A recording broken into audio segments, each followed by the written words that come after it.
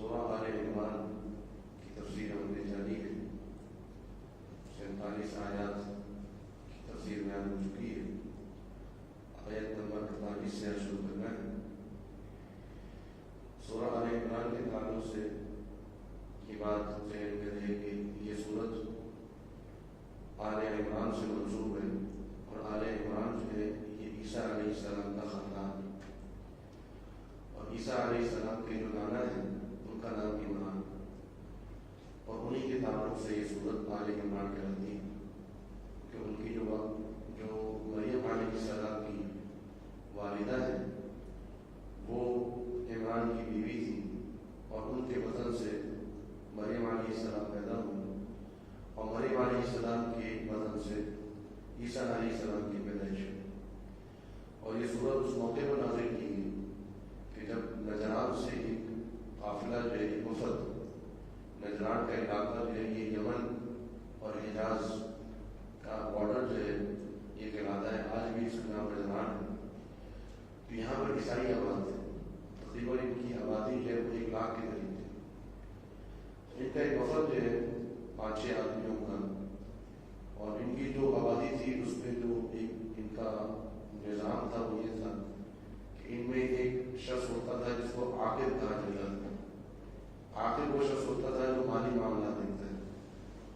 ایک ہوتا ہے جس کو سید کہتے تھے، سید وہ ہوتا ہے جس کو جو سیاسی معاملات دیکھتا تھا، اور ایک ان میں جو ہے وہ راہب تھے جو ان کا پادری تھا، بڑا تھا۔ تو ان تینوں افراد پر مشتمل، اور ساتھ میں کچھ اور دیگر سردار بھی ان کے ساتھ تھے، نبی صلی اللہ علیہ وسلم کی خدمت میں حاضر ہوئے اور چند سوالات کیے، بلکہ نبی صلی اللہ علیہ وسلم سے ایک لحاظ سے مناظرہ کر لیا، اور مناظرہ یہ کر لیا کہ آ کر یہ کہا کہ آپ سب یہ مانتے ہیں کہ عیسیٰ علیہ السلام جو ہے وہ بغیر والد کے پیدا ہوئے، اور پھر آپ یہ بھی مانتے ہیں کہ عیسیٰ علیہ السلام جو ہے، بلکہ یہ آپ کا عقیدہ ہے، ہمارا عقیدہ نہیں ہے، آپ کا عقیدہ ہے کہ عیسیٰ علیہ السلام کو بحفاظت اوپر اٹھا لیا گیا، پھر آپ ہی کا عقیدہ ہے کہ وہ کلمۃ اللہ ہے، وہ روح اللہ ہے۔ تو اس تمام دلائل کی روشنی میں تو آپ کو یہ عقیدہ رکھنا چاہیے کہ عیسیٰ علیہ السلام الہ ہے، اور پھر آپ کا عقیدہ ہے کہ وہ مردہ کو زندہ کرتے تھے، وہ ایک پرندے کو ہاتھ لگاتے تھے، مٹی کے پرندے کو، وہ زندہ ہو جاتا تھا۔ اس کا مطلب تو یہ کہ وہ الہ ہے، آپ کو الہ تسلیم کر لینا چاہیے۔ اس قسم کے انہوں نے دلائل نبی صلی اللہ علیہ وسلم کے سامنے رکھے، تو آپ صلی اللہ علیہ وسلم نے یہ فرمایا کہ جیسے آپ رسول کی عادت مبارکہ تھی کہ کسی چیز کا جواب نہیں دیتے تھے جب تک کہ وحی نازل نہ ہو، فرمایا کہ میں تمہارا جواب نہیں دوں گا جب تک کہ وحی نازل نہ ہو جائے۔ اللہ رب العالمین نے یہ جو آل عمران کی جو تقریباً 40 آیات ہیں، یہ 38 آیات تقریباً اللہ تعالیٰ نے نازل فرمائی، اور اس میں عیسیٰ علیہ السلام کی تخلیق کا جو واقعہ اور ان کی حیات طیبہ جو ہے اس کا ایک خلاصہ پیش کر دیا، اور اس میں وہ حقائق بیان کر دیے جو حقائق نہ یہودیوں کے پاس تھے نہ عیسائیوں کے پاس تھے۔ اسی کا بیان چل رہا ہے کہ جب عیسیٰ علیہ السلام کی والدہ مریم علیہ السلام کو یہ خوشخبری دی گئی کہ آپ کے ہاں ایک بچہ پیدا ہوگا، انہوں نے یہ سوال کیا کہ بچہ کیسے ہوگا، مجھے تو کسی مرد نے چھوا نہیں ہے۔ تو یہ جواب دے دیا گیا کہ اللہ تعالیٰ تو فیصلہ کرتا ہے، کن کہہ دیتا ہے اور وہ چیز ہو جاتی ہے۔ اب بچے کی صفات بیان کرتے ہوئے فرمایا گیا کہ وہ یعلمہ الکتاب، وہ یعلمہ، اور اللہ تعالیٰ تعلیم دے گا اس بچے کو الکتاب، کتاب کی۔ یہاں کتاب سے مراد جو ہے وہ کتابت ہے، خط نویسی اس کو کہتے ہیں۔ یہاں کتاب سے مراد تورات نہیں ہے، کیونکہ تورات کا ذکر آگے آ رہا ہے۔ تو عیسیٰ علیہ السلام کے بارے میں نبی صلی اللہ علیہ وسلم نے فرمایا کہ بڑے ماہر خطاط تھے، وہ عمدہ خط تھا ان کا، اور فرمایا وہ حکمت تھا، اور ان کو حکمت کی تعلیم دے گا، والتورات والانجیل، اور تورات کی بھی تعلیم دے گا اور انجیل کی بھی تعلیم دے گا۔ تو تورات جو ہے وہ تو یہودیوں کے پاس موجود تھی، انجیل جو ہے وہ کتابیں جو عیسیٰ علیہ السلام کو دی گئی تھی اور یہ پہلے موجود نہیں تھی۔ تو مریم علیہ السلام کو خوشخبری دیتے ہوئے یہ بتا دیا گیا کہ آپ کے یہاں جو یہ فرزند پیدا ہوگا، آپ کا جو صاحبزادہ ہے یہ نبی بھی ہوگا اور رسول بھی ہوگا، کیونکہ رسول وہ ہوتے ہیں کہ جس کو نئی شریعت دی جائے، نئی کتاب دی جائے، اور کتاب کا نام بھی بتا دیا گیا کہ وہ انجیل۔ پھر آگے وضاحت فرما دی گئی کہ وہ رسول ہے، اور وہ رسول ہوں گے الی بنی اسرائیل، نبی نہیں تھا، نبی اور رسول میں فرق ہوتا ہے۔ نبی وہ ہوتا ہے جو گزشتہ جو رسول ہیں انہی کی شریعت کی تعلیم آگے پہنچانا، وہ نبی ہے، وہ صرف نبی ہوتا ہے۔ رسول وہ ہوتا ہے جو گزشتہ نبی کی شریعت کو منسوخ کر کے کوئی نئی شریعت دے، وہ رسول ہوتا ہے۔ اور رسول کو نبی بھی کہہ سکتے ہیں لیکن نبی کو رسول نہیں کہہ سکتے۔ تو اللہ رب العالمین نے عیسیٰ علیہ السلام کو رسول قرار دیا، فرمایا کہ وہ رسول ہیں اور وہ رسول ہوں گے الی بنی اسرائیل، بنی اسرائیل کی جانب۔ انی فقیرتکم، اب آگے جو کلام ہے یہ عیسیٰ علیہ السلام کا اپنا کلام ہے، اللہ تعالیٰ کی وحی جو ہے اللہ تعالیٰ کا کلام نہیں ہے۔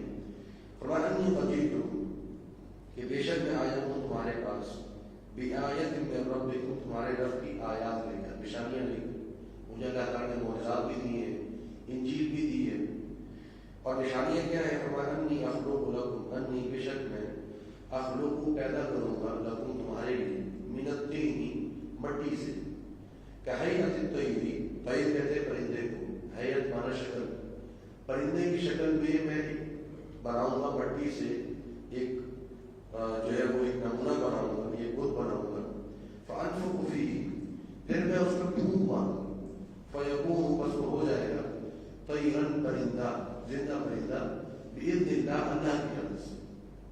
یہاں بڑی وضاحت کر دی کہ یہ سارا کمال میرا نہیں ہے، اللہ کا ہے، اللہ تعالیٰ کی اجازت سے وہ جو مٹی کا ڈھیر ہوگا پرندے کی شکل میں وہ زندہ ہو کر اڑنے لگے گا۔ وَأُبْرِئُ الْأَكْمَحَ وَالْأَبْرَصَ، اور میں جو ہے وہ شفا دے دوں گا برص کے مریض کو اور کوڑ کے مریض کو۔ جو بیماری اس وقت عیسیٰ علیہ السلام جب بھیجے گئے تو نبی صلی اللہ علیہ وسلم کا یہ طریقہ اور سنت ہے کہ جو بھی نبی آتا ہے اس کو وہ معجزات دیے جاتے ہیں کہ جس میں وہ قوم عروج پر ہوتی ہے، اور عروج پر ہونے کے باوجود نبی کے معجزے کے سامنے وہ بے بس ہو جاتے ہیں۔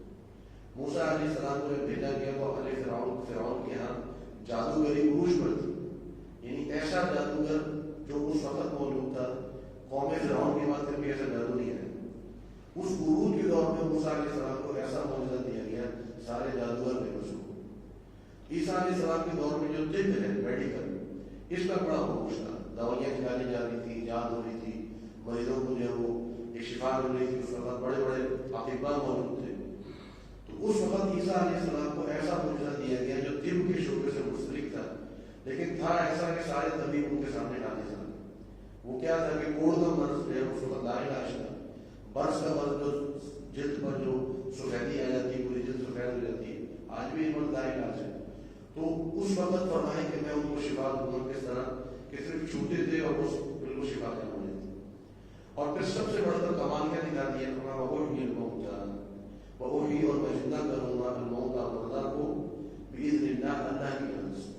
ایک شخص تمہارے سامنے مر جائے گا، اس کا دل بند ہو جائے گا، اس کی سانسیں بند ہو جائیں گی، اس میں وقت گزر جائے گا، تم اس کی تدفین کا انتظام کر رہے ہوگے، اور میں اس کو جو ہے وہ یہ کہوں گا کہ کھڑے ہو جاؤ اللہ کے حکم سے۔ پھونک مارتے تھے اور کہتے تھے کھڑے ہو جاؤ اللہ کے حکم سے، قم بِإِذْنِ اللَّهِ، اللہ کے حکم سے کھڑے ہو جاؤ۔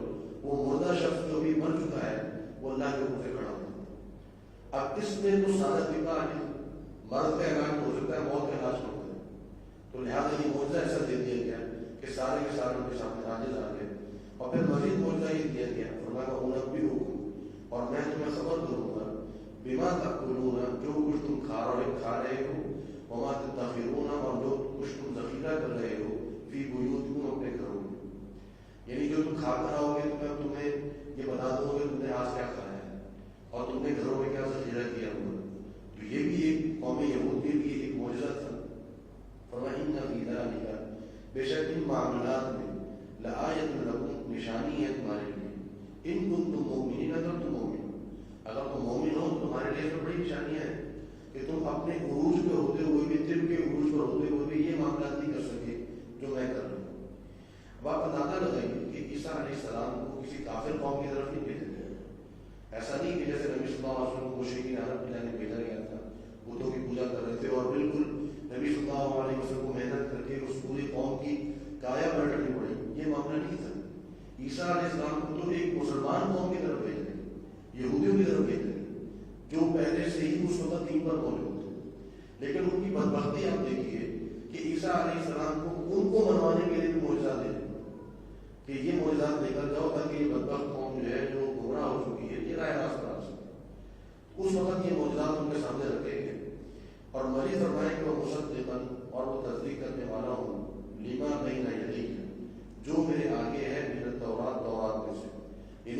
پہلے تورات آ چکی ہے، اس کا میں انکار نہیں کر رہا، میں جھٹلاؤں گا نہیں اس کو، بلکہ اس کی تصدیق کروں گا۔ ہاں یہ ضرور ہے کہ وَلِأُحِلَّ لَكُمْ، میں تمہارے لیے حلال کروں گا بَعْضَ الَّذِي، بعض وہ چیزیں حُرِّمَ عَلَيْكُمْ جو تم پر حرام کر دی گئی، یعنی تورات کے اندر کچھ چیزیں ایسی ہیں جو حرام کر دی گئی کسی بھی سبب سے، تو وہ میں تمہارے لیے حلال کر دوں گا، انجیل میں ان کی علت بیان کر دی جائے گی۔ تو یہ نسخ ہے گزشتہ شریعت کا، گزشتہ شریعت میں کچھ چیزیں حرام تھیں وہ یہاں پر آ کے حلال ہوں گی، مالیات کے تعلق سے یا ازدواجی معاملات کے تعلق سے یا دیگر معاملات کے حوالے سے، کھانے پینے کے حوالے سے۔ وَوَجِدْتُكُمْ، اور میں لایا ہوں تمہارے پاس بھی آیَةٍ، نشانی ہے، من ربکم، تمہارے رب کی طرف سے، فاتقوا اللہ، بس اللہ سے ڈر جاؤ، وَأَطِیعُونِ، اور میری اطاعت کرو۔ اب یہ عیسیٰ علیہ السلام نے اپنا پیغام دے دیا، اور عیسیٰ علیہ السلام وہ واحد نبی ہے کہ جن کو نبوت دی گئی تھی 30 سال کی عمر میں، باقی جتنے بھی انبیاء ہیں ان کو 40 سال کی عمر میں نبوت دی گئی، لیکن عیسیٰ علیہ السلام کو نبوت دے دی گئی ہے 30 سال کی عمر میں۔ اور گزشتہ درس میں آپ نے یہ پڑھا کہ اللہ رب العالمین نے یہ فرمایا تھا کہ وہ کلام فرمائیں گے، وہ یکلم الناس فی المہد وکہلا، کہ وہ عیسیٰ علیہ السلام گفتگو کریں گے لوگوں سے فی المہد، گود کے اندر بھی، وکہلا، اور بڑھاپے کے اندر بھی۔ تو عیسیٰ علیہ السلام کو جو نبوت دی گئی وہ بڑھاپے میں نہیں دی گئی، وہ دی گئی عین جوانی میں 30 سال کی عمر میں، اور صرف 3 سال عیسیٰ علیہ السلام نے گزارے بنی اسرائیل کے اندر، اور 33 سال کی عمر میں ان کو اٹھا دیا۔ 3 سال کی عمر جو ہے انہوں نے عیسائیت کے اندر، اس عیسائیت کی تبلیغ کی اپنی قوم کے اندر۔ فرمایا ان اللہ، بے شک اللہ تعالیٰ، ربی، میرا رب ہے، وربکم، اور تمہارا رب ہے، فاعبدوہ، لہذا اس کی عبادت کرو۔ تو اللہ رب العالمین کو رب یہودی بھی مانتے تھے، لیکن مسئلہ کیا تھا کہ انہوں نے اللہ تعالیٰ کے بیٹے بنا لیے، عزیر علیہ السلام کو اللہ تعالیٰ کا بیٹا بنا لیا، آپ شرک کی طرف چلے گئے، بتوں کی عبادت نہیں کرتے تھے، مزارات میں نہیں جاتے تھے، ان کے یہاں کوئی خبر پرستیاں نہیں تھی، لیکن انہوں نے غیر اللہ کو اللہ کا بیٹا بنا کر پھر اس کی عبادت کرنا شروع کی۔ تو فرمایا کہ اللہ وہ ہے جو میرا اور تمہارا رب ہے، لہذا اس کی عبادت کرو، ھذا صراط مستقیم، یہ ہے سیدھا راستہ۔ اب یہ تبلیغ جب جاری رہی اور عیسیٰ علیہ السلام کے معجزات کو دیتے رہے، اور عیسیٰ علیہ السلام نے اس دور میں بڑی سیاست کی، بہت گھومے پھرے، کیونکہ بنی اسرائیل کے پاس بہت بڑی بادشاہت تھی، بہت بڑا ملک تھا ان کا، ملک شام، فلسطین، عراق، یہ سارے جو ہیں ان کے پاس تھے، تو ان کے لاکھوں کی تعداد تھی اور بڑی بستیاں تھیں۔ اب چونکہ پورے بنی اسرائیل کی طرف بھیجا گیا تھا، تو عیسیٰ علیہ السلام ایک ہی جگہ پر نہیں ٹھہرے، بلکہ پوری قوم میں گھومتے رہے۔ اسی لیے عیسیٰ علیہ السلام کو مسیح کہا جاتا ہے۔ مسیح کا لفظ جو ہے یہ 2 افراد پر بولا جاتا ہے، ایک مسیح کا لفظ بولا جاتا ہے عیسیٰ علیہ السلام پر، اور مسیح کا معنی ہے سیاحت کرنے والا۔ تو عیسیٰ علیہ السلام کو مسیح اس لیے کہا جاتا ہے 2 وجہ سے، ایک تو یہ کہ وہ سیاحت انہوں نے بہت زیادہ کی، دوسرا مسیح اس لیے کہا جاتا ہے کہ وہ مسح سے ہے کہ وہ چھوٹے تھے اور وہ مردہ جو ہے وہ زندہ ہو جاتا تھا، یا بیمار کو جو ہے وہ شفا مل جاتی ہے۔ اور مسیح کا اطلاق جو ہے وہ دجال پر بھی ہوتا ہے، اور دجال کو مسیح اس لیے کہا جاتا ہے کہ وہ پوری دنیا کا چکر لگائے، اور دجال نے اس دنیا میں صرف 40 دن رہنا ہے، لیکن 40 دن میں وہ دنیا کا ستیہ کر دے گا، اور وہ اس نے پوری دنیا میں جو ہے وہ چکر لگانا ہے۔ تو اس لیے انہوں نے پوری جو ہے وہ بنی اسرائیل کے اندر گھومے پھرے، اپنی سیاحت فرمائی اور لوگوں کو تبلیغ کرتے رہے، سمجھاتے رہے، لیکن بدبخت تھی قوم، بدنصیب تھی۔ تو فرمایا کہ فلما احس، اور جب محسوس کیا عیسیٰ علیہ السلام نے منہم الکفر، ان سے کفر کو، عیسیٰ علیہ السلام کو معلوم ہو گیا کہ یہ جو قوم ہے یہ اپنی روش تبدیل نہیں کرے، انہوں نے کفر پہ قائم رہنا ہے، انہوں نے جو ہے وہ غیر اللہ کی عبادت نہیں چھوڑنی، سود انہوں نے نہیں چھوڑنا، جو ان کے اندر خرابیاں آ چکی ہیں۔ اب معاملات وہی تھے کہ اپنے جو ہے وہ بادشاہوں کے پاس جانا، حکام کے پاس جانا، اور سارا دین ان کی وجہ سے تبدیل کر دینا، جو معزز لوگ ہیں ان کو جو ہے وہ گناہوں سے باہر رکھنا، ان کے اوپر کوئی حد نہیں، کوئی حدود نہیں، جو ضعیف لوگ تھے، جو کمزور لوگ تھے بیچارے، ان کے پاس ساری حدود قائم کرنا۔ اور زیادہ تر جو فتنہ برپا کیا ہوا تھا وہ یہودیوں کے علماء نے کیا ہوا تھا، جو علماء سو تھے، پوری قوم کو گمراہ کیا ہوا۔ اب جب یہ معاملہ ہوا اور کفر انہوں نے دیکھا، اور عیسیٰ علیہ السلام کے دور میں 2 نبی اور بھی تھے، زکریا علیہ السلام اور یحییٰ علیہ السلام۔ تو یہودیوں نے کیا کیا کہ زکریا علیہ السلام جن کی کفالت میں مریم علیہ السلام نہیں، اور جو مریم علیہ السلام کے خاتون تھے، ان پر یہ حکم لگا دیا کہ انہوں نے معاذ مریم علیہ السلام سے زنا کیا، اور اس حکم کی بنیاد پر انہوں نے زکریا علیہ السلام کو شہید کر دیا۔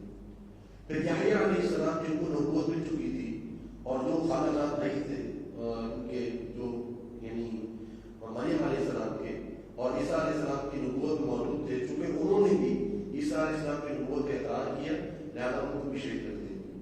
زکریا علیہ السلام کے بارے میں آتا ہے کہ ان پر آری رکھ کے ان کو 2 ٹکڑے کر دیں گے۔ ایسی بدبخت قوم تھی یہودی۔ جب عیسیٰ علیہ السلام نے محسوس کر لیا کہ اب یہ مجھے چھوڑیں گے، اب ان کو معلوم ہو گیا ہے، عیسیٰ علیہ السلام نے محسوس کر لیا کہ اب کیونکہ انہوں نے ہمارے 2 انبیاء کو بھی شہید کر دیا، اب انہوں نے مجھے نہیں چھوڑنا۔ تو فرمایا قال، عیسیٰ علیہ السلام فرمایا من انصاری الی اللہ، من کون ہے انصاری میرا مددگار الی اللہ، اللہ کی جانب سے، یعنی اب میری مدد کون کرے گا، اللہ کے لیے میری کون مدد کرے گا۔ تو انصار کہتے ہیں مدد کرنے والوں کو، اور اس لیے مہاجرین اور انصار جو ہم صحابہ کرام نے جو 2 جماعتیں ہیں، ایک مہاجرین وہ جو ہجرت کرنے والے، انصار وہ جنہوں نے مہاجرین کی مدد کی۔ قال الحواریون، حواریون نے کہا، حواری سے کیا مراد ہے؟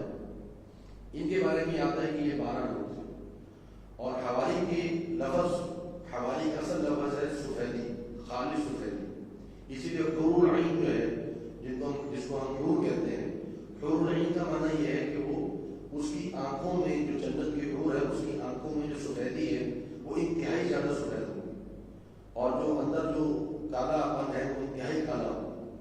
تو حور العین کا معنی ہے کہ اس کی آنکھیں بہت سفید ہیں۔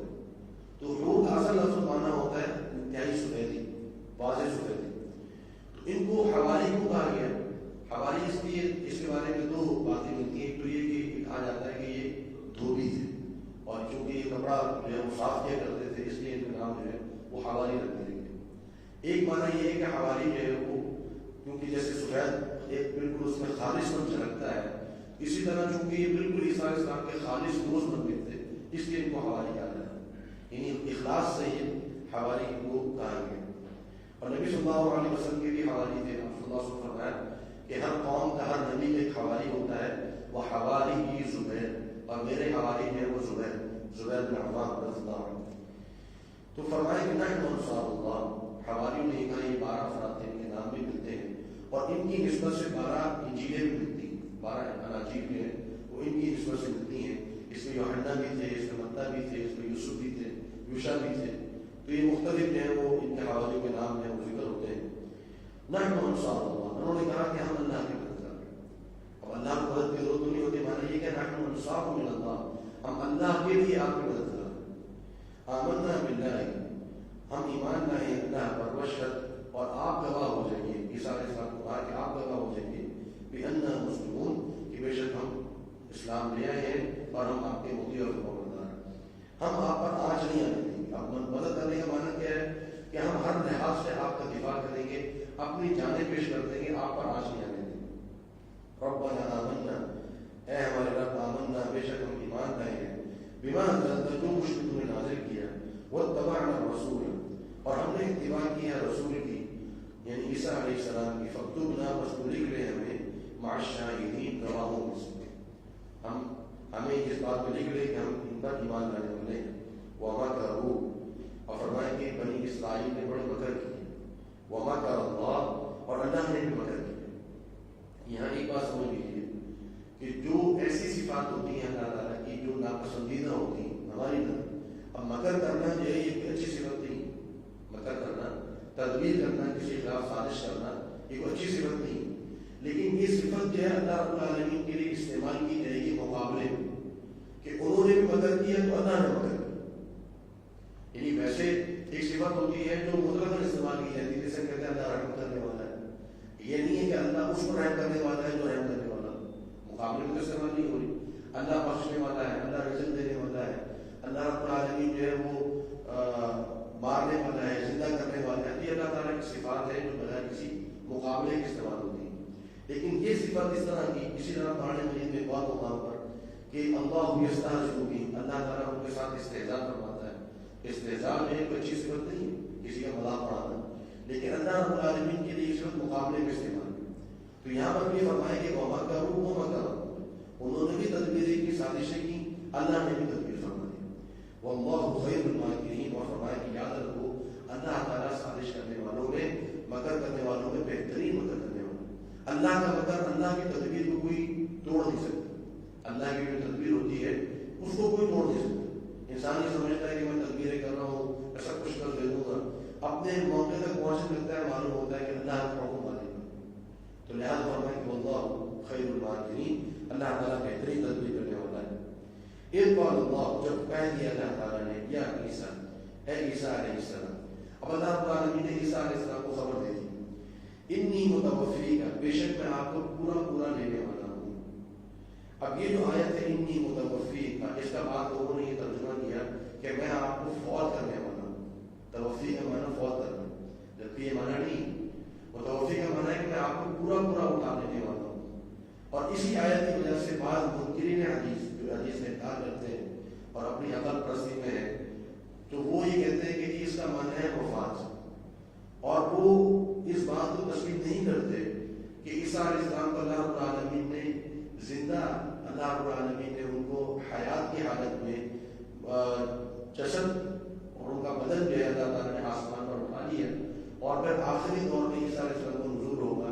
چونکہ یہ ساری باتیں جو ہے وہ ذکر ہے قرآن مجید میں وضاحت کے ساتھ، اس کا وہ انکار کرتے ہیں اور اس سے وہ دلیل لیتے ہیں.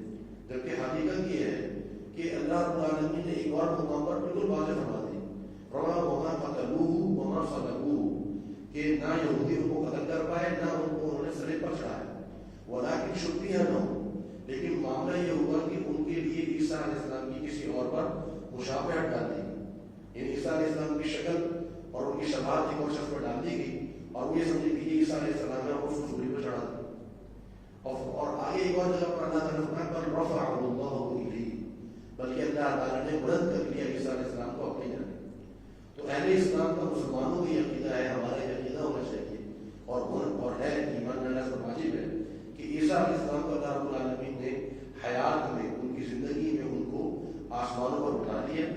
آج بھی وہ آسمانوں پر ہیں، اور قرب قیامت دجال کے ظاہر ہو جانے کے بعد عیسیٰ علیہ السلام کو نزول ہوگا. نبی صلی اللہ علیہ وسلم کا فرمان ہے کہ دمشق کی جامع مسجد، دمشق جو آج شام کا علاقہ ہے، اس کی جامع مسجد کے مشرقی مینارے پر عیسیٰ علیہ السلام نازل ہوں گے، اس حال میں کہ انہوں نے اپنے دونوں ہاتھ فرشتوں کے کندھوں پر رکھے ہوں گے، اور ان کے بالوں سے یوں پانی ٹپک رہا ہوگا کہ جیسے ابھی وہ غسل کر کے آئے ہیں. اور یہ کیفیت نبی صلی اللہ علیہ وسلم نے عیسیٰ علیہ السلام کو بیان کرتا ہے کہ اس کیفیت میں وہ نازل ہوں گے. تو یہ ان کا نزول جو ہے یہ ثابت ہے، اور اس پر ہمارا ایمان ہونا چاہیے. فرمایا کہ یہ عیسیٰ علیہ السلام انی متوفیک، بے شک میں آپ کو پورا لینے والا ہوں، اور رافعک، اور آپ کو بلند کرنے والا ہوں الیہ اپنی جانب، ومطہرک، اور میں آپ کو پاک کرنے والا ہوں من الذین کفروا، ان لوگوں سے جنہوں نے کفر کیا. پاک کرنے والوں سے مراد کہ آپ پر جو تہمتیں لگی ہیں کہ معاذ اللہ آپ جو ہے وہ کسی بدکاری کے، آپ کی والدہ کے اوپر تہمت لگی، تو اس کی پاکیزگی میں ظاہر کرنے والا ہوں. اور فرمائیں کہ وجاعل الذین، اور میں بنانے والا ہوں ان لوگوں کو اتبعوک، جنہوں نے آپ کی پیروی کی، فوق الذین کفروا، ان لوگوں کے اوپر جنہوں نے آپ کا کفر کیا، الی یوم القیامہ، قیامت. یہاں پر اللہ تعالیٰ نے واضح فرما دیا کہ عیسائیت یا عیسیٰ یا عیسائی ہمیشہ تا قیامت یہودیوں پر غالب رہے گی، تعداد کے لحاظ سے بھی اور حکومت اور سلطنت کے لحاظ سے بھی. اور آج بھی یہی معاملہ ہے، یہودی جو ہے وہ فی نفسی بذات خود کوئی حیثیت نہیں رکھتے، جب تک کہ جو عیسائی ہیں، جو کرسچن ہیں، جو بڑے بڑے ممالک ہمارے یہاں آج کل موجود ہیں، جو سپر پاور ہے، ان کا رسمی جو آفیشل ان کا جو مذہب ہے وہ عیسائیت ہے. تو جب تک وہ ان کو سپورٹ نہ کریں، ان کی اپنی کوئی حیثیت نہیں، کوئی طاقت نہیں، ان کو لمحے میں دنیا میں پیس کر دیتے. تو اللہ رب العالمین نے اپنا یہ وعدہ مکمل کیا، اور عیسیٰ علیہ السلام کے آسمان پر اٹھا لینے کے بعد صرف تقریباً 10-15 سالوں میں، یا 20 سالوں میں، جو روم کی سلطنت تھی، اس کا رومی جو بادشاہ تھا طلیطوس اس کا نام تھا، وہ عیسائی ہو گیا. اور اس نے پھر جو ہے وہ حملہ کیا، جو فلسطین کی ریاست تھی اور تہس نہس کر کے پوری ہوتی، اور ان کا جو ہے وہ حکومت جو ہے وہ ختم ہو گئی. تو یہاں پر رب العالمین نے یہ وعدہ کر لیا کہ آپ کے پیروکاروں کو میں آپ کے انکار کرنے والوں پر فوقیت نعمت نہ قیامت، وہ غالب رہیں گے، اور جو یہودی ہیں وہ مغلوب رہیں گے. ثم الیہ مرجعکم، پھر الیہ، میری ہی طرف مرجعکم، آپ لوگوں کا لوٹنا ہے. یہاں میں اختصار ذکر کر دوں کہ عیسیٰ علیہ السلام کا جو معاملہ ہوا کہ جو 12 جو حواری تھے، ان میں سے ایک حواری کا نام تھا یہودا. اس کے حوالے سے مختلف یہ روایات ملتی ہیں، کوئی تصدیق شدہ روایت نہیں ہے، 12 روایتیں ملتی ہیں کہ اس نے غداری کی. پورے جو یہودی تھے، جو حکومت تھی وہ تلاش کر رہی تھی عیسیٰ سزا اس نے جا کر مخبری کر دی، کیونکہ عیسیٰ علیہ السلام کی سر کی بڑی قیمت رکھی گئی تھی، تو اس نے جا کر مخبری کر دی کہ فلاں گھر میں موجود ہے، اور پھر خود جا کر وہاں چپ گیا کہ جب آئیں گے تو میں بتا دوں گا، بات کر دوں گا کہ یہاں پر موجود ہوں۔ تو جب وہ پولیس وہاں پر پہنچی اور وہاں پہ جو ہڑتالے تھے حکومت کو پہنچے، تو یہودا کی شکل جو ہے وہ عیسیٰ علیہ السلام کی جیسی کر دی اور عیسیٰ علیہ السلام کو جو ہے وہ آسمان پر اٹھا لیا، اور حوالی جو ہے ان کا معاملہ، جبکہ عیسیٰ علیہ السلام حوالیوں کو یہ بتا چکے تھے کہ مجھے آسمان پر اٹھا لیا جائے، لیکن یہ معاملہ نہیں بتایا تھا کہ میری مشاہدت کس وقت کے اوپر ہو جائے گی، یہ معاملہ نہیں بتایا۔ تو حوالیوں کو بھی یہ گمان ہو کہ شاید عیسیٰ علیہ السلام کو ہی سلیب دے دی، چڑھا دی گئی ہے اور ان کو جو ہے وہ شہید کر دیا گیا ہے، اور وہ اسی بات پر جو ہے وہ قائم رہے، اور بعد میں پھر جو ہے ان کی یہ معاملہ چلتا رہا۔ صرف ایک شخص جس کا نام تھا برناباس جو تھا، اس کو یہ معلومات تھیں، اور بعد میں اس کو جو ہے وہ عیسیٰ علیہ السلام نے یہ بتایا بھی تھا کہ میں آسمان پر اٹھا دیا جاؤں گا، اور اس نے جو انجیل لکھی، اس انجیل کا نام ہے انجیل برناباس، جو گزشتہ 50 سال پہلے درآمد ہوئی جو ہے وہ کسی جگہ پر گزاری کرتے ہوئے، اس میں یہ واضح طور پر اس انجیل میں یہ بات لکھی گئی ہے کہ عیسیٰ علیہ السلام کو شہید نہیں کیا گیا، بلکہ عیسیٰ علیہ السلام کو آسمان پر اٹھا لیا گیا، اور یہ بات واضح طور پر اسی طرح اس کے اندر اس بات کی بھی نفی کی گئی ہے کہ عیسیٰ علیہ السلام اللہ کے بیٹے نہیں ہیں، بلکہ عیسیٰ علیہ السلام اللہ رب العالمین کے نبی ہیں، اللہ تعالیٰ کا کلمہ اور اللہ کی روح ہے۔ تو یہ وضاحت سے وہی عقیدہ جو مسلمانوں کا عقیدہ ہے اس انجیل کے اندر موجود ہے، اور حیرت کی بات یہ ہے کہ اس انجیل جو انجیل برناباس ہے اس پر پوری دنیا میں پابندی ہے، اس کی چھپائی پر، اس کے تباہ پر، اس کی تقسیم پر پوری دنیا میں پابندی ہے، کیونکہ وہ انجیل جو ہے پوری عیسائیت کی عمارت کو گرا سکتی ہے، اس لیے اس پر پابندی لگا دی گئی۔ تو ہمارا دین الحمدللہ رب العالمین نے جو وہی نازل فرمائی اس سے واضح ہے، فرمایا فاحکموا بینکم، بس میں فیصلہ کروں گا تمہارے درمیان، فیما کنتم، جس میں تم تھے، فیہ تختلفون، اختلاف کرتے تھے، یعنی یہودیوں کا عیسائیوں کا اختلاف تھا، مسلمانوں کا دونوں سے اختلاف ہے، اللہ رب العالمین کل قیامت والے دن سب کے فیصلے فرما دے گا۔ فاما الذین کفروا، بس وہ لوگ جنہوں نے کفر کیا، فاعذبهم عذابا شدیدا فی الدنیا والآخرہ، میں ان کو بہت شدید عذاب دوں گا دنیا میں بھی اور آخرت میں، یعنی اللہ تعالیٰ نے ان کو عذاب دینا ہے دنیا میں، یہودیوں کو اللہ نے چھوڑنا نہیں ہے، دنیا میں بھی یہ قوم جو ہے وہ موجود رہے گی۔ اور آپ دیکھیے کہ یہودی جو ہیں، ویسے جتنے بھی انبیاء کو جن قوموں نے بھی جھٹلایا، اللہ رب العالمین نے انہیں صفحہ ہستی سے مٹا دیا۔ قوم عاد تھی، حود علیہ السلام کی کا انکار کیا، اللہ تعالیٰ نے صفحہ ہستی سے مٹا دیا۔ قوم نوح تھی، نوح علیہ السلام کا انکار کیا، اللہ تعالیٰ نے ان کو طوفان لا کے تباہ برباد کر دیا۔ صالح علیہ السلام کی قوم تھی، ان کو بھی قوم سمود کو بھی ہلاک کر دیا گیا، قوم لوط کو بھی ہلاک کر دیا گیا، مشرکین مکہ بھی ختم ہو گئے۔ یہودی اور عیسائی یہ وہ قوم ایسی ہے کہ جس کو اللہ تعالیٰ نے تا قیامت برقرار رکھا ہے۔ وجہ کیا ہے کہ ان کو دنیا میں مسلسل عذاب، الذین آمنوا، اور وہ لوگ جو ایمان لائے، وعملوا الصالحات، اور نیک عمل کیے، فیوفیہم، تو وہ ان کو پورا پورا عطا کرے گا، اجورہم، ان کا اجر، اللہ تعالیٰ ایمان والوں کو، عمل صالح کرنے والوں کو ان کا پورا پورا اجر عطا فرما دے گا۔ واللہ لا یحب الظالمین، اور اللہ تعالیٰ ظالموں سے محبت نہیں فرماتا، ان کو پسند نہیں فرماتا۔ ذالک، یہ وہ واقعات ہیں، نتلوہ علیک، جو ہم آپ پر تلاوت کر رہے ہیں۔ آپ کو یہ معاملات پہلے پتہ نہیں تھے، عیسیٰ علیہ السلام کے حقائق، ان کے معاملات، ان کے ساتھ کیا ہوا، کیا گزرا، یہ آپ نہیں جانتے تھے، یہ حقائق ہم آپ پر تلاوت کر رہے ہیں، من الآیات، کی آیات میں سے، وہ ذکر الحکیم، اور حکمت اور ذکر سے، یہ اللہ رب العالمین کی بڑی نعمت ہے کہ اللہ تعالیٰ نے ہمیں عیسیٰ علیہ السلام کے اور موسیٰ علیہ السلام کے جو واقعات اپنی سچی وحی کے ذریعے سے خبر لیں، تاکہ ہمارا جو عقیدہ ہے اور ایمان ہے وہ درست راہ پر چلتا رہے۔ اب جب یہ آیت نازل ہوئی، اب انہوں نے یہ سوال کر دیا کہ عیسیٰ علیہ السلام جو ہے وہ ہم تو نہیں مانتے، یہ جو آپ نے کہا کہ عیسیٰ علیہ السلام جو ہے وہ اللہ کے بیٹے نہیں ہیں، وہ اس طرح ہے، اس طرح ہے، ہم اس بات کو نہیں مانتے۔ اللہ رب العالمین نے واقعہ ذکر کرنے کے بعد ایک عقلی دلیل دی، اور عقلی دلیل دینے کے بعد اب مناظرے کا باب ختم کر دیا۔ فرمایا ان مثل عیسیٰ، بے شک عیسیٰ علیہ السلام کی مثال، عند اللہ، اللہ کے ہاں، کا مثل آدم علیہ السلام کی طرح ہے۔ فرمایا تمہاری دلیل یہ ہے کہ عیسیٰ علیہ السلام جو ہے چونکہ بن والد کے پیدا ہوئے، لہذا یہ دلیل ہے کہ وہ اللہ کے بیٹے۔ تو پھر یہ بتاؤ کہ آدم علیہ السلام کے متعلق تمہارا کیا عقیدہ ہے؟ کیونکہ آدم علیہ السلام تو بن والد کے نہیں، بن والد اور والدہ کے پیدا ہو، نہ والد ہے نہ والدہ ہے۔ تو جب آدم علیہ السلام کے متعلق تمہارا یہ عقیدہ ہے کہ وہ بشر ہے، وہ انسان ہے، تو عیسیٰ علیہ السلام کے متعلق یہ عقیدہ رکھتے ہوئے تمہیں کیا تکلیف ہے؟ یہ عقیدہ رکھنا چاہیے۔ اللہ رب العالمین کا یہ اعجاز ہے، اللہ رب العالمین کی یہ قدرت ہے کہ جب اللہ تعالیٰ بغیر ماں باپ ایک شخص کو پیدا کر سکتا ہے تو صرف بغیر باپ کے پیدا کرنے میں کیا اللہ تعالیٰ کو مشکل ہے؟ کوئی مشکل نہیں۔ وما خلقہ من تراب، اللہ تعالیٰ نے خلقہ پیدا کیا آدم علیہ السلام کو من تراب، مٹی سے، ثم قال له، پھر کہا آدم علیہ السلام کے لیے کن ہو جا فیکون، بس ہو گئے۔ مٹی سے پیدا کیا، مٹی کا قدرت تھا، اس میں پھونک ماری، کن کہا، انسان ہوئے۔ تو جب اللہ تعالیٰ کی قدرت اس قدر ہے کہ مٹی کا پتلا انسان بن سکتا ہے، تو اللہ رب العالمین ایک عورت سے بغیر باپ کے بچہ کیوں نہیں پیدا کر سکتا؟ فرمایا الحق من ربک، یہ حق ہے آپ کے رب کی جانب سے، فلا تکن من الممترین، فلا تکن، بس آپ نہ ہو جائیے گا من الممترین، شک کرنے والوں میں سے، ادنا شک بھی نہیں ہونا چاہیے۔ عیسیٰ علیہ السلام کے متعلق جو عقائد اور معاملات اللہ تعالیٰ نے قرآن مجید میں واضح کر دیے وہ ہمارے ذہنوں میں پختہ ہونے چاہیے۔ پھر یہ جو شکوک و شبہات پیدا کرنے والے اور احادیث کا انکار کرنے والے کہ نہیں عیسیٰ علیہ السلام کو تو ناطق نہیں کیا جائے گا، عیسیٰ علیہ السلام کو تو اٹھا لیا گیا ہے۔ آج کل ہمارے یہاں جاوید مامدی صاحب یہ منکرین حدیث کے جو وہ لیڈر ہیں آج، اور ان کا بھی یہ یقین ہے کہ نہیں عیسیٰ علیہ السلام کو جو ہے وہ اٹھا نہیں لیا گیا۔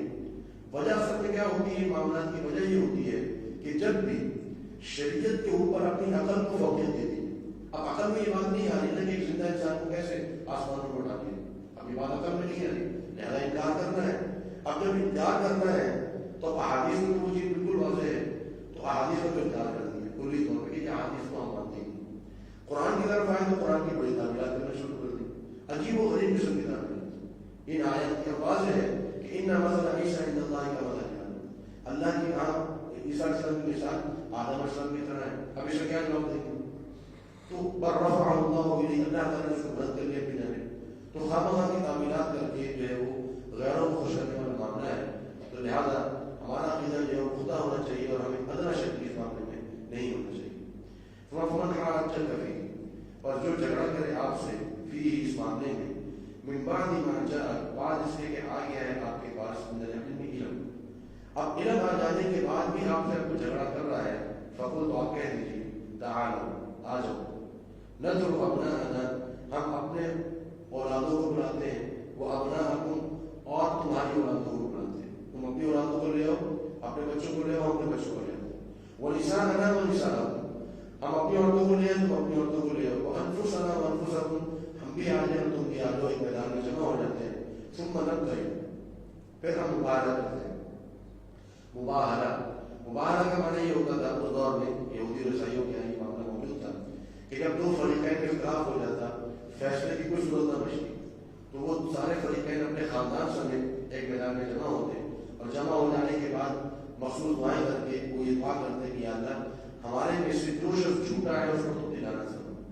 اور ایسے واقعات ہوئے یہودیوں کے اندر، بنی اسرائیل میں، اہل کتاب میں، کہ جس پر لعنت کی گئی، تھوڑے ہی عرصے میں وہ شخص فوت ہو مر گیا، اس پر کوئی عذاب آئی اللہ تعالیٰ کا۔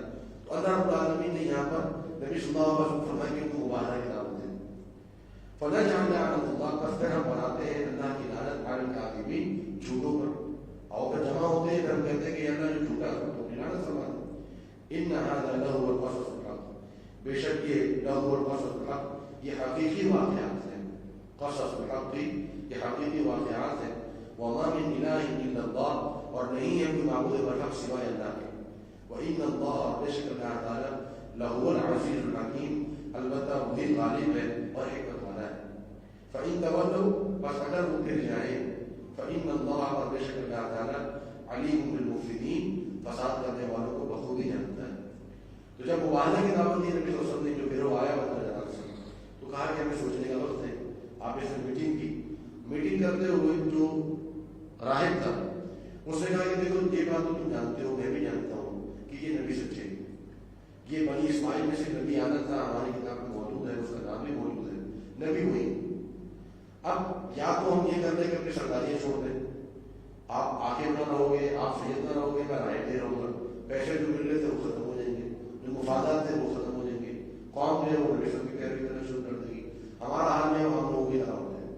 اب یا تو یہ کر لو پھر میں مبالغہ کر لو، مبالغہ کرو گے تو ستیہ نہ سکتے ہیں، اللہ رب العالمین کی طرف سے عذاب آئیں گے، تمہیں پتہ ہے کہ تم جھوٹے ہو وہ سچے، یہ رائے کا خلاف۔ صحیح بخاری کی حدیث میں یہ بات موجود ہے۔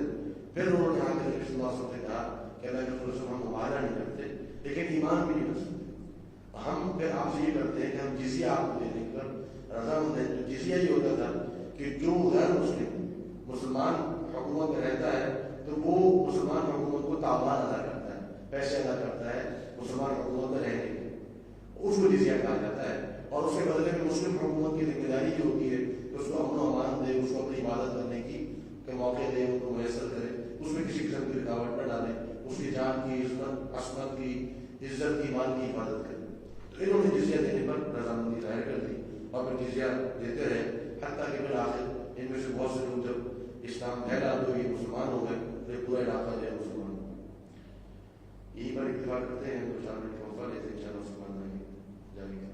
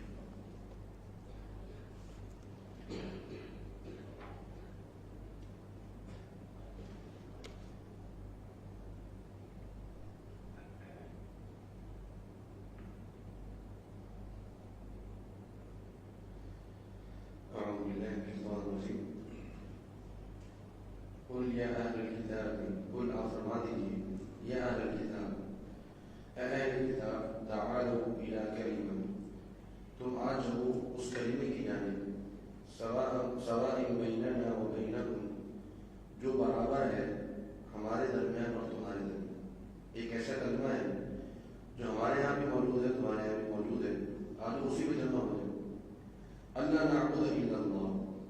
یہ کہ ہم عبادت نہیں کریں گے سوائے اللہ کی، ولا نشرک بہ شیئا، اور ہم اس کے ساتھ کسی کو شریک بھی نہیں مانیں گے، ولا یتخذ بعضنا، اور نہ ہی ہمارا بعض بنائے گا بعضا بعض کو اربابا من دون اللہ، اللہ کے سوا رب۔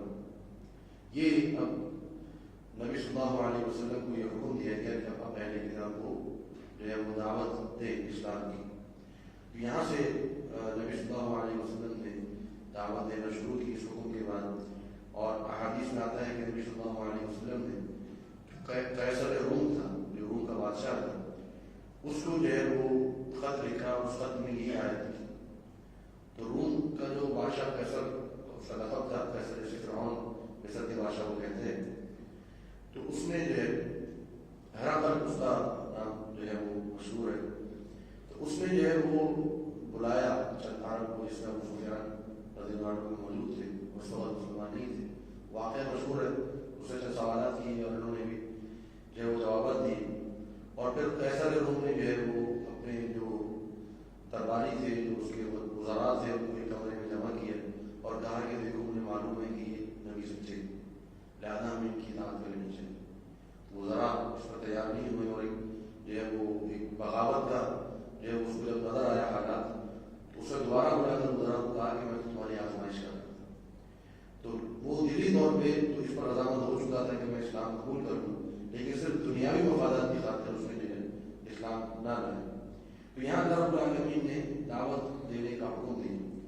ایک اور چیز جو اس آیت سے معلوم ہوتی ہے وہ یہ کہ اجتماعیت ممکن ہے، جب اہل کتاب کی اور مسلمانوں کی اجتماعیت ہو سکتی ہے تو مسلمانوں کی بھی آپس میں اجتماعیت ہو سکتی ہے، لیکن اہل کتاب اور مسلمانوں کی اجتماعیت کی بنیاد کیا ہے؟ اللہ نعبد الا اللہ، کہ ہم اللہ کے سوا کسی کی عبادت نہیں کریں۔ آج لوگ کہتے ہیں کہ جی ایک جو یعنی مذاہب کے درمیان جو ہے وہ ایک آپس میں رواداری ہونی چاہیے اور سب کی اجتماعیت ہونی چاہیے، تو وہ اجتماعیت ہونی چاہیے، لیکن اس بنیاد پر ہونی چاہیے جو بنیاد اللہ رب العالمین نے دی۔ اسی طرح مسلمانوں کے درمیان بھی اجتماعیت ہونی چاہیے، لیکن اجتماعیت کی بنیاد یہ ہونی چاہیے کہ اللہ نعبد الا اللہ، توحید پر ہونی چاہیے، اور توحید کے علاوہ اجتماعیت ممکن ہے۔ آپ یہ کہیں کہ آپ اپنا عقیدہ رکھیں، آپ اپنا عقیدہ رکھیں، میں اپنا عقیدہ رکھوں، آ کے بیٹھ کے بیٹھ جاتے ہیں، تو یہ ممکن نہیں ہے جب تک کہ سب کے سب پہ عقیدہ نہ ہو کہ اللہ نعبد الا اللہ ولا نشرک بہ شیئا۔ ایک مشرک اور ایک موحد کی اجتماعیت ممکن نہیں۔ تو یہ آیت جو ہے یہ اس طرف ہمیں اشارہ دے رہی ہے۔ فَإِن تَوَلَّوْا، بس اگر وہ پھر جائیں، فَقُولُوا، تو تم کہہ دو، اشہدوا، گواہ ہو جاؤ، بِأَنَّا مُسْلِمُونَ، کہ بے شک ہم تو اطاعت کرنے والے ہیں۔ یا اہل کتاب، اے اہل کتاب، لِمَ تُحَاجُّونَ، تم کیوں جھگڑا کرتے ہو، فی ابراہیم، ابراہیم علیہ السلام کے متعلق۔ اب یہودیوں کو اور عیسائیوں کا جھگڑا تھا۔ یہودی کہتے تھے کہ ابراہیم علیہ السلام جو ہے وہ ہمارے ہیں، وہ یہودی ہیں، عیسائی کہتے تھے کہ نہیں ابراہیم علیہ السلام عیسائی ہیں۔ اللہ رب العالمین نے فرمایا کہ تم کیوں جھگڑا کرتے ہو ابراہیم کے متعلق، ابراہیم علیہ السلام کے متعلق؟ وما نزلت التوراۃ، اور نہیں نازل کی گئی ہے تورات، والانجیل، اور نہ ہی انجیل، الا من بعدہ، مگر ابراہیم علیہ السلام کے بعد نازل ہوئی۔ تم بیوقوف لوگ، تم کہہ رہے ہو یہ یہودی ہیں، وہ کہہ رہے ہیں وہ عیسائی ہیں۔ یہودی تو وہ ہیں جو تورات پر ایمان لائے، عیسائی وہ ہیں جو انجیل پر ایمان لائے۔ تورات کب نازل ہوئی؟ ابراہیم علیہ السلام کے 2000 سال کے بعد۔ انجیل کب نازل ہوئی؟ 3500 سال کے بعد۔ اور تم یہ کہہ رہے ہو کہ وہ یہودی ہیں اور وہ عیسائی ہیں۔ تو فرمایا کہ یہ تم ایسے معاملات کیوں جو ہے وہ بات کرتے ہو؟ افلا تعقلون، عقل رکھتے تم بیوقوف لوگ۔ ہاں تم ہؤلاء حاججون، یہ تم ہی ہو، حاججون جو جھگڑتے ہو، فیما لکم بہ علم، ان چیزوں میں کہ جس میں تمہارے پاس علم ہے، فیما ان چیزوں میں، لکم ہے تمہارے پاس، بھی ان چیزوں کے متعلق علم، تم ان چیزوں کے متعلق بھی جب جھگڑا کرتے ہو جس میں تمہیں علم ہے، اس میں تم عجیب قسم کی باتیں کرتے ہو۔ فلم تحاجون، بس پھر تم کیوں جھگڑتے ہو، فیما لیس لکم بہ علم، کہ جس کے متعلق تمہارے پاس علم ہی نہیں، تمہیں پتہ ہی نہیں ابراہیم علیہ السلام کا دین کیا تھا، اپنا مذہب کیا تھا، تو ان کے متعلق تم جھگڑا کیوں کرتے ہو؟ واللہ یعلم، اور اللہ تعالیٰ علم رکھتا ہے، وانتم لا تعلمون، تم علم نہیں رکھتے۔ پھر آگے وضاحت فرما دی، ما کان ابراہیم، نہیں تھے ابراہیم علیہ السلام یہودی ولا نصرانی، نہ یہودی تھے نہ عیسائی تھے، ولیکن لیکن کان حنیفا مسلما، وہ تو حنیفن کا معنی ہے واحد، پکا واحد، جو کسی طرف بھی اپنا رخ نہ کرتا. حنیفیت کا معنی ہوتا ہے کہ کسی ہر جو ہے وہ جانب کو چھوڑ کر ایک جانب کو اختیار کر لینا، اس کو کہتے ہیں حنیف، ایک طرفہ ہو جانا. وہ پکے موحد تھے اور پکے مسلمان تھے. وما كان من المشركين، مشرکین میں سے نہیں تھے. تم مشرک ہو، وہ کہتے ہیں عزیر اللہ کا بیٹا، تم کہتے ہو کہ عیسیٰ علیہ السلام اللہ کے بیٹے ہیں. پھر فرمایا کہ ان اول الناس، بے شک لوگوں میں سے سب سے زیادہ قریب ابراہیم علیہ السلام کے سب سے زیادہ قریب للذین، وہ لوگ ہیں اتبعوہ، جنہوں نے ابراہیم علیہ السلام کی اتباع کی. ان کی جو قوم تھی، ان کی جو امت تھی، ان کے ساتھ چلنے والے تھے، وہ ابراہیم علیہ السلام سے زیادہ مناسبت رکھتے ہیں اور قرب رکھتے ہیں. وہذا نبی، اور یہ درمیان میں کسی کا قرب نہیں. یا تو قرب رکھتے تھے ابراہیم علیہ السلام سے وہ لوگ جو ان کے دور میں موجود تھے، یا ان سے سب سے زیادہ قرب رکھتے ہیں یہ نبی یعنی محمد صلی اللہ علیہ وسلم. والذین آمنوا، اور وہ لوگ جو ایمان لائے.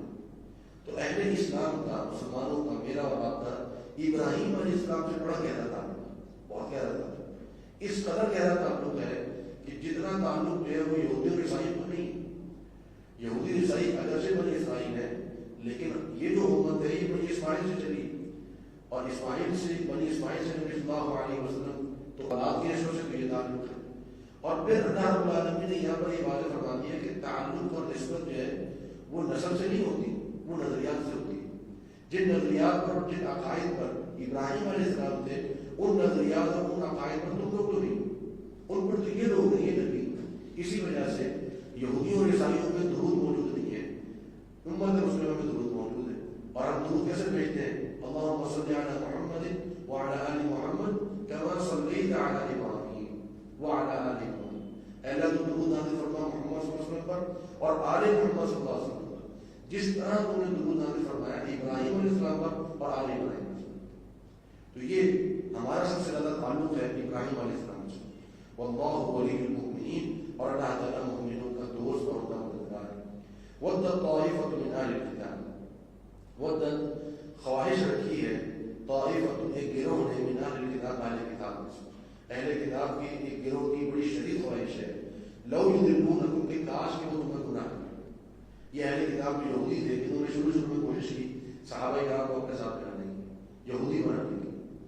اب اس قدر بیوقوف لوگ تھے، ان صحابہ کے ایمان میں نہیں پتہ کس قدر غیر متزلزل اور ایک طاقت والا ایمان، ایک ایسا ایمان کہ جس کو اللہ تعالیٰ نے آنے والی نسلوں کے لیے ایمان کی کسوٹی قرار دے دیا، معیار قرار دے دیا. ان لوگوں کو گمراہ کرنے چلے تھے.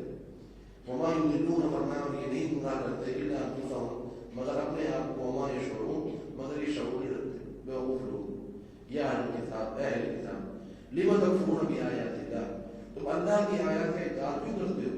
وانتم تشهدون، جبکہ تم خود گواہ ہو. تمہیں معلوم ہے کہ تورات میں آیات لکھی ہوئی ہے، نبی صلی اللہ علیہ وسلم کی نشانیاں لکھی ہوئی ہیں، آپ صلی اللہ علیہ وسلم کو تعلیم ایمان لانے کا حکم دیا گیا ہے، اس کے باوجود تم کفر کرتے ہو. یا اہل کتاب، اہل کتاب، لم تلبسون الحق. آپ دیکھیں قرآن مجید کا اسلوب کیا ہے. انکار کر رہے ہیں یہودی، سازشیں کر رہے ہیں، اللہ تعالیٰ بڑے پیار سے مخاطب کر رہے ہیں اہل کتاب. اب اہل کتاب جو ہے بڑا اعزاز والا تھا، اے کتاب والو، اے کتاب والو. کہنے کو یہ بھی کہا جاتا تھا یا یہودی، اے یہودیوں، یا نصرانیوں، اے نصرانیوں، یہ بھی کہا جا سکتا تھا اہل کتاب. یعنی ان کو اس اہل کتاب میں لقب میں دو چوٹیں ماری جاتی. ایک تو یہ کہ عزت اور احترام دی، دوسرا یہ کہ یہ کہا کہ جو تمہارے پاس کتاب ہے اس سے تعلق جوڑو، اس پر ایمان نہیں کرو. اہل کتاب، لم تلبسون الحق، تم کیوں حق کو خلط ملط کرتے ہو بالباطل، باطل کے ساتھ کیوں ملاتے ہو حق کو باطل کے ساتھ. وتکتمون الحق، اور تم کیوں حق کو چھپاتے ہو، تکتمون کا معنی کیوں چھپاتے ہو حق کو، وانتم تعلمون، اس حال میں کہ تم علم رکھتے ہو. اب حق کو خلط ملط کرنا کیسے تھا کہ نبی صلی اللہ علیہ وسلم کی صفات لکھی ہوئی کچھ اور تھی، بتائی کچھ اور جاتی تھی. اب حق یہ تھا کہ نبی صلی اللہ علیہ وسلم کی صفات ظاہر کی جاتی تھی، نبی صلی اللہ علیہ وسلم بنی اسماعیل میں سے ہوں گے، نبی صلی اللہ علیہ وسلم جو ہے ان کے کندھے پر مہر نبوت لگی ہوگی، نبی صلی اللہ علیہ وسلم جو ہے وہ صدقہ قبول نہیں کرتے ہیں، نبی صلی اللہ علیہ وسلم جو ہے وہ ہجرت فرما کر مکہ سے کھجوروں والی جگہ پر آئیں گے. ساری نشانی لکھی ہوئی، تم ساری نشانی میں غلط بات کر دیتے ہو. وقال طائفۃ من اہل الکتاب، ایک اور سازش اہل کتاب کی اللہ تعالیٰ نے وہ افشا کر دی اور سازش بے نقاب کر دی اللہ تعالیٰ نے. فرمایا وقال طائفۃ، کہا ایک گروہ نے، من اہل الکتاب، اہل کتاب میں سے، آمنو، تم ایمان لے آؤ، بالذی انزل، اس شخص پر کہ جس پر نازل کیا گیا ہے، بالذی انزل، اس چیز پر جو نازل کی گئی ہے، علی الذین آمنوا، ان لوگوں پر جو ایمان لائے، یعنی تم ایمان لے آؤ قرآن کے اوپر، نبی رسول پر ایمان لے آؤ، وجہ النہاری، دن کے شروع، وجہ النہار، دن کے شروع، وکفروا، اور تم کافر ہو جاؤ، آخر رہو، دن کے آخر۔ اب یہ سازش تیار کریں، سازش کہیں گے کہ ہمارے پیچھے 8-10 لوگ جائیں گے اور جا کر نبی رسول پر کلمہ پڑھنے کے اور کہیں گے ہم مسلمان ہیں، اور اسی دن کے اگلے دن ہم کافر ہو جائیں گے، ہم کہیں گے نہیں یہ تو وہ دین ہی نہیں ہے جو سمجھ رہے تھے۔ اب یہ سازش کیوں کر رہے تھے؟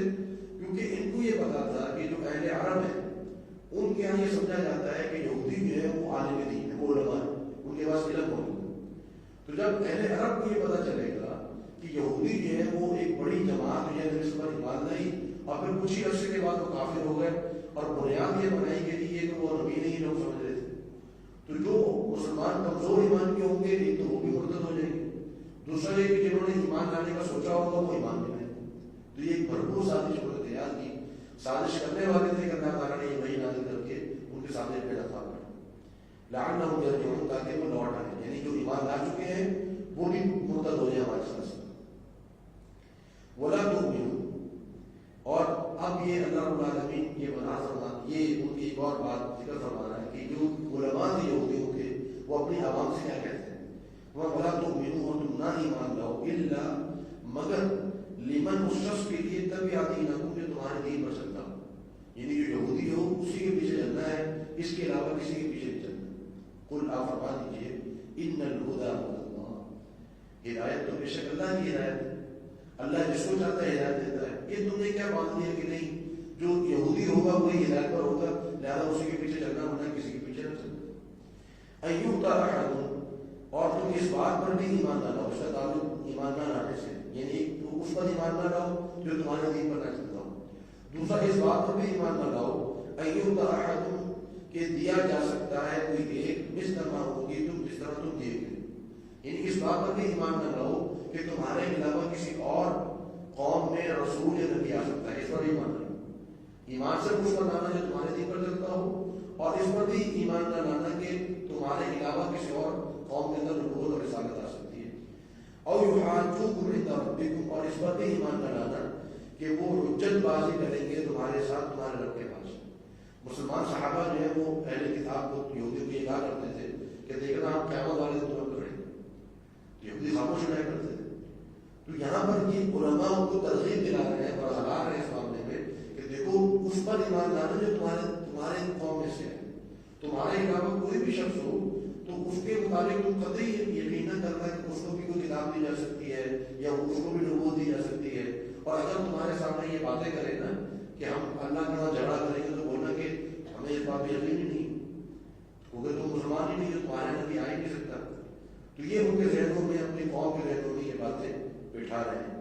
قل، آپ فرما دیجیے، ان الفضل بید اللہ، بے شک فضل تو اللہ کے ہاتھ ہے، یؤتیہ من یشاء، یؤتیہ، اس فضل کو عطا کرتا ہے، من یشاء، کسے چاہتا ہے، فضل اللہ کے ہاتھ میں، رسالت، نبوت، ہدایت، ایمان لانا، جنت عطا کرنا، یہ اللہ کا بہت بڑا فضل ہے۔ ہدایت اور کسی کو نبوت اور رسالت دینا، کیونکہ نبوت کوئی بھی شخص ہاتھ فائدے کر لے تو کو نبی نہیں بن سکتا، نبوت اللہ کی طرف سے۔ اس لیے کہتے ہیں کہ نبوت جو ہے وہ کسبی چیز نہیں ہے، یعنی کما کر حاصل نہیں کی جا سکتی۔ ایک شخص شہید ہو سکتا ہے، جنگ میں شرکت کر کے شہید ہو جائے، نمازی ہو سکتا ہے، نماز پڑھ کر نمازی ہو جائے، حافظ قرآن ہو سکتا ہے، قرآن حفظ کر لے، نبی نہیں بن سکتا اپنی محنت سے۔ نبی جو ہے یہ فضل ہے، ایک رسالت ہے، رسالت اللہ کا ایک فضل ہے، جس کو چاہتا ہے اللہ تعالیٰ عطا کرتا ہے۔ تم کون ہوتے ہو اس کو معلوم کرنے والے کہ یہودیوں میں آئے گا تو والے کے بن رکھنے والے، واللہ واسع علیم، اور اللہ تعالیٰ بڑی وسعت والا، بڑی رحمت والا ہے۔ یختص برحمتہ، وہ مخصوص کر لیتا ہے اپنی رحمت کے لیے، من یشاء، جسے چاہتا ہے، اپنی رحمت کے لیے جس کو چاہتا ہے مخصوص کر لیتا ہے اللہ تعالیٰ۔ اور اللہ تعالیٰ کا فضل بڑا وسیع ہے، اللہ تعالیٰ جس کو چاہتا ہے عطا کر دیتا ہے۔ واللہ، اللہ تعالیٰ، ذو الفضل العظیم، بہت بڑے فضل والا ہے۔ اللہ تعالیٰ کا فضل اور اللہ تعالیٰ کا جو ظرف ہے وہ تمہاری طرح تنگ نہیں ہے، اللہ تعالیٰ کا ظرف جو ہے وہ محدود نہیں ہے۔ ومن اہل الکتاب، اب اہل کتاب کی کچھ علمی خیانتیں ذکر فرمائی، اب ان کی کچھ مالی خیانتیں بھی اللہ تعالیٰ آگے ذکر فرمائے۔ ومن اہل الکتاب، اہل کتاب میں سے بعض میں سے من جو انت امن اگر آپ اسے امانت دیں بقنطار ایک خزانہ، آپ اسے بطور امانت ایک خزانہ رکھوا دیں، یؤدی الیک وہ آپ کو پورا کا پورا خزانہ لوٹا دے. یعنی اگر آپ اسے بطور امانت خزانہ رکھوائیں اور سال کے بعد آپ اسے واپس لے رہے ہو، پورا کا پورا خزانہ آپ کو لوٹا دے. لیکن اہل کتاب میں ایسے امانت دار بھی موجود ہیں. اور اس سے مراد میں اہل کتاب میں امانت دار، اس سے مراد جو احادیث میں آتا ہے وہ ہے عبداللہ بن سلام رضی اللہ عنہ کے اسلام قبول کر لیا.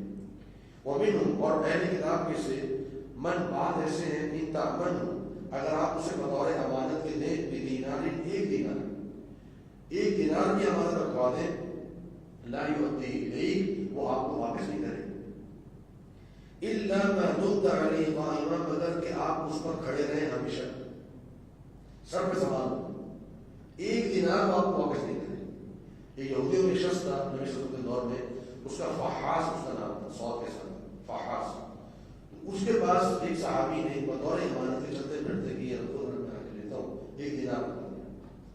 اب اس شخص نے 4 سال تک 5 سال تک وہ ایک دینار واپس نہیں کیا. تو اللہ رب العالمین نے یہ احوال ذکر کیے کیونکہ ان کے اندر جب علمی خیانتیں آ گئی ہیں تو وہ علمی خیانت کیوں آ گئی ہے؟ کیونکہ دنیا کی چاہت، دنیا کی رغبت. تو لہٰذا یہ جو چاہتے ہیں کہ جس طرح بھی لوٹ مار اور لوٹ کھسوٹ کر کے ہم مال جمع کریں.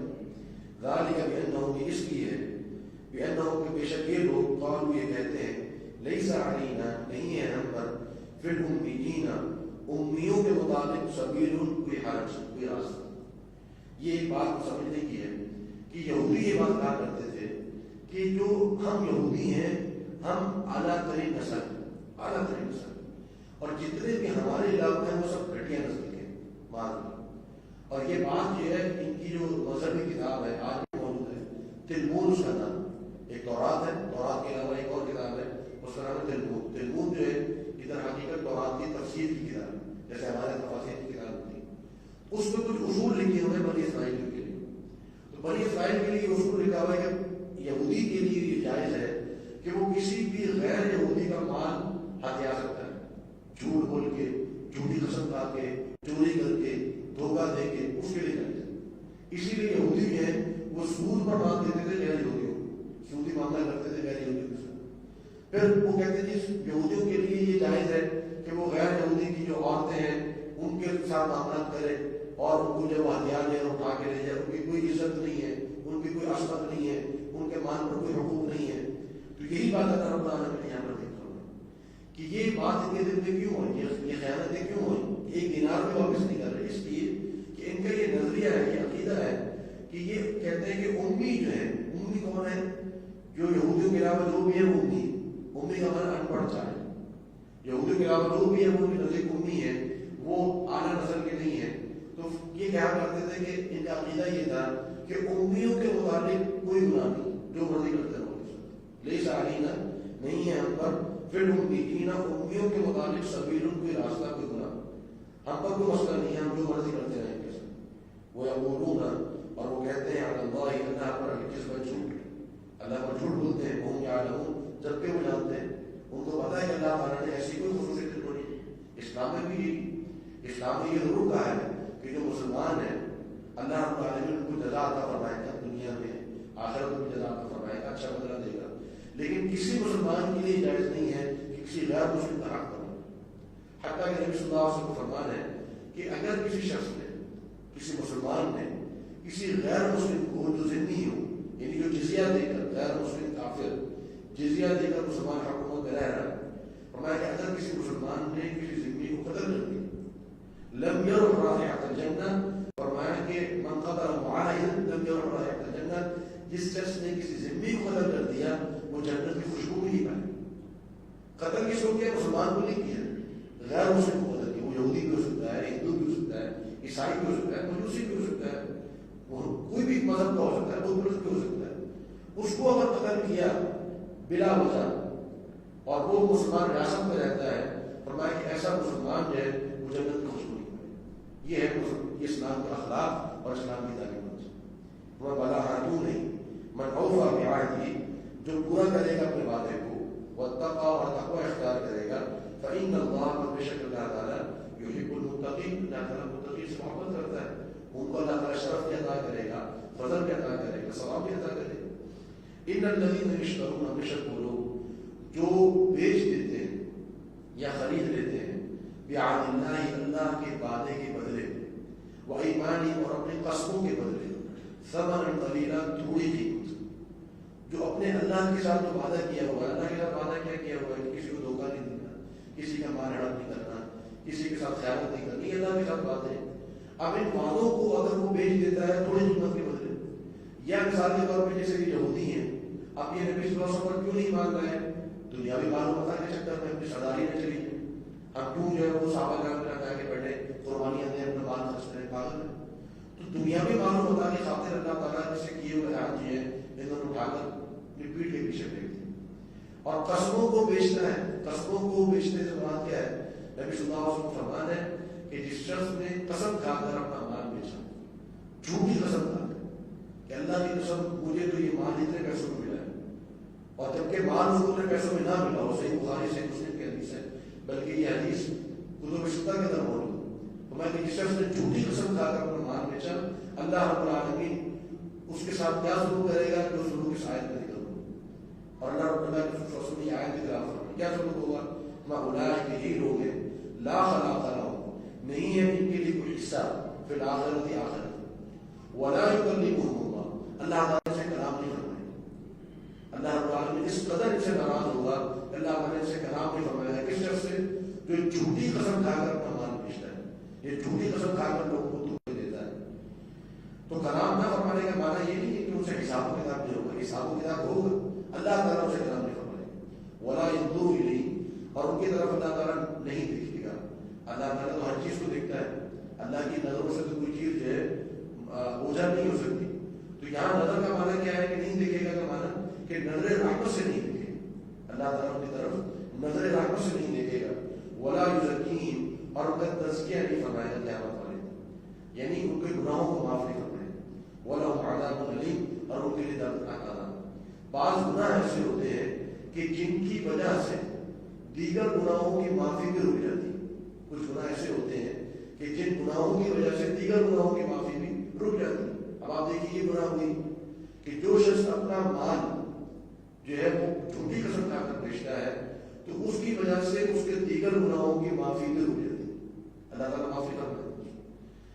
ان منہم، اور بے شک ان یہودیوں میں سے لفریقا، ایک گروہ ایسا ہے یلوون السنتہم، وہ اپنی زبانوں کو ٹیڑھا کرتے ہیں، یلوون ٹیڑھا کرتے ہیں، السنتہم اپنی زبانوں کو، بالکتاب تورات پڑھتے ہوئے، تورات پڑھتے ہوئے، تورات لکھتے ہوئے اپنی زبانوں کو ٹیڑھا کر دیتے ہیں۔ لتحسبوہ، تاکہ تم سمجھو اس کو من الکتاب، کتاب میں سے، یعنی جو وہ زبان سے الفاظ ادا کر رہے ہیں تم سمجھو کہ یہ الفاظ قرآن مجید کے، یعنی تورات کے، یعنی تورات پڑھتے ہوئے وہ اس طرح انداز اختیار کرتے ہیں کہ تمہیں یوں لگتا ہے کہ جسے جو پڑھ رہے ہیں وہ تورات پڑھ رہے ہیں۔ وما هو من الکتاب، وہ کتاب نہیں ہے، جو پڑھ رہے ہوتے ہیں وہ خود اپنی ذات سے پڑھ رہے ہوتے ہیں، تورات کے اندر وہ الفاظ موجود نہیں ہوتے۔ وَيَقُولُونَ، اور وہ کہتے ہیں هُوَ مِنْ عِنْدِ اللَّهِ، وہ اللہ کی جانب سے ہے، وَمَا هُوَ مِنْ عِنْدِ اللَّهِ، جبکہ وہ اللہ کی جانب سے نہیں ہے، وَمَا هُوَ، نہیں ہے وہ مِنْ عِنْدِ اللَّهِ، اللہ کی جانب سے۔ تو یہ معاملہ قرآن مجید کے ساتھ بھی بات ہو کرتے ہیں، قرآن مجید کو بیان کر رہے ہوتے ہیں، اس کی تفسیر بیان کرتے کرتے ایسی بات کہہ جاتے ہیں، سننے والوں کو یہ لگتا ہے کہ شاید یہ عوام قرآن مجید کو، یہ بہت بڑا گناہ ہے، گناہ کبیرہ ہے کہ آپ اللہ رب العالمین کی جانب انسان ایسی بات منسوخ کر دے جو قرآن مجید میں موجود نہ ہو۔ اور وَيَقُولُونَ عَلَى اللَّهِ الْكَذِبَ، اور وہ اللہ تعالیٰ پر جھوٹ بولتے ہیں، وَهُمْ يَعْلَمُونَ، اس حال میں وہ جانتے ہیں۔ مَا كَانَ لِبَشَرٍ، کسی شخص کے لیے یہ جائز نہیں، مَا كَانَ، نہیں ہے لائق، لِبَشَرٍ، کسی شخص کے لیے، أَن يُؤْتِيَهُ اللَّهُ، کہ جس کو عطا کر دے اللہ تعالیٰ الکتاب، کتاب، والحکم والنبوۃ، حکم اور نبوت، اللہ تعالیٰ کسی شخص کو نبوت عطا کر دے، اس کے پھر یہ لائق نہیں ہے ثم یقول للناس، کہ وہ لوگوں سے یہ کہے کونوا عبادا لی، تم میرے بندے بن جاؤ، من دون اللہ، اللہ کے سوا، یعنی کوئی نبی جس کو اللہ تعالیٰ نبی بنا دے اس کے پھر یہ لائق نہیں ہے کہ وہ لوگوں کو یہ کہتا رہے کہ تم میری عبادت کرو، اللہ کو چھوڑ دو۔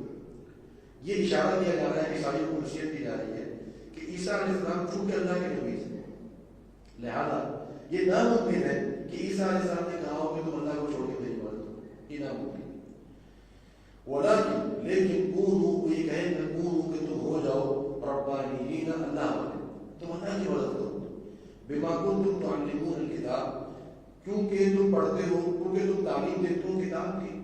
وہ بما کنتم تدرسون، اور کیونکہ تم کتاب پڑھتے ہو، تم کتاب پڑھتے بھی ہو، دوسروں کو اس کی تعلیم دیتے بھی ہو، تو تمہیں یہ بات معلوم ہوگی کہ کوئی نبی اللہ کی عبادت کے سوا کسی کی عبادت کا حکم نہیں دے سکتا، اپنی عبادت کا حکم نہیں دے سکتا. ولا یأمرکم، اور وہ تمہیں یہ حکم بھی نہیں دے گا ان تتخذوا الملائکۃ، کہ تم بنا لو فرشتوں کو، والنبیین، اور انبیاء کو، اربابا، رب. تو یہ بھی نہیں کہے کہ فرشتوں کو رب بنا لو، انبیاء کو رب بنا لو، یہ کبھی نہیں کہے. جس شخص پر اللہ تعالیٰ نے نبوت عطا کر دی، اس کی زبان سے الفاظ نہ ہونا ناممکن ہے، بلکہ وہ توحید کا سب سے بڑا داعی ہوگا، سب سے بڑی دعوت دینے والا وہ نبی ہوگا اور رسول ہوگا، توحید کی جانب بلانے والا. نبی اور رسول سے بڑھ کر توحید کی دعوت کوئی نہیں دے سکتا. اور رب بنانے کا ایک معنی یہ بھی علماء نے ذکر کیا کہ رب بنانے کا معنی یہ بھی ہے حلال و حرام کے معاملات میں جو ہے وہ سے فتوے لے لیجیے. عدی بن حاتم رضی اللہ عنہ جو کہ عیسائی تھے پہلے مسلمان ہونے سے، وہ نبی صلی اللہ علیہ وسلم کے پاس کہا کہ اللہ کے رسول قرآن مجید میں ایک آیت ہے جو مجھے سمجھ نہیں آئی. وہ آیت یہ ہے کہ قرآن مجید میں اللہ رب العالمین نے فرمایا کہ اتخذوا احبارهم ورهبانهم اربابا من دون اللہ، کہ عیسائیوں نے اور یہودیوں نے اللہ کے سوا اپنے علماء کو رب بنا لیا. یہ آیت کہ مجھے سمجھ میں نہیں آتی کیونکہ ہم تو اللہ کے سوا کسی کی مدد نہیں کرتے، میں تو کسی آدمی کی مدد نہیں کی.